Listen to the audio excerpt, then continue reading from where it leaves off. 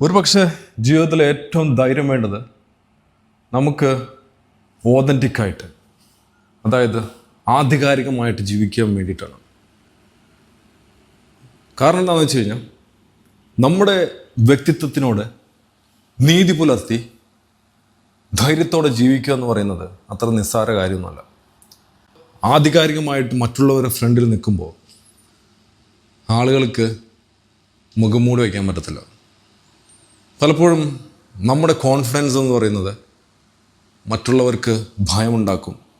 നമ്മുടെ പ്രസൻസ് എന്ന് പറയുന്നത് അവരെ അസ്വസ്ഥരാക്കും. പലപ്പോഴും അവർക്ക് നമ്മളോട് നേരിട്ട് പറയാൻ പറ്റാത്തൊരു വിഷമം ഉള്ളിലുണ്ടാക്കിക്കളയും. അങ്ങനെ വരുമ്പോൾ ആളുകൾ എന്ത് ചെയ്യുമെന്ന് വെച്ച് കഴിഞ്ഞാൽ നമുക്കെതിരെ പ്ലോട്ട് ചെയ്യാൻ തുടങ്ങും. പലപ്പോഴും അവർക്ക് സോൾവ് ചെയ്യാൻ പറ്റാത്ത പല കാര്യങ്ങളും അത് നമ്മുടെ നേരെ ചൂണ്ടിക്കാണിച്ചിട്ട് അത് നിൻ്റെ പ്രശ്നമാണ്, നീയാണ് സോൾവ് ചെയ്യേണ്ടത്, നീ കാരണമാണ് അങ്ങനെ സംഭവിച്ചതെന്നൊക്കെ പറയുന്നൊരവസ്ഥയിലേക്ക് എത്തും.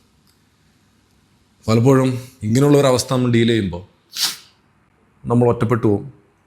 ആ ഒറ്റപ്പെടലിൽ നമ്മൾ ചെന്നെത്തുന്നത് പലപ്പോഴും പ്രകൃതിയിലേക്കും നമ്മളുടെ ഏകാന്തമായിട്ടുള്ള ജീവിതത്തിലേക്കും ഒരു സ്വന്തമായിട്ടുള്ളൊരു ലോകത്തൊക്കെ ആയിരിക്കും.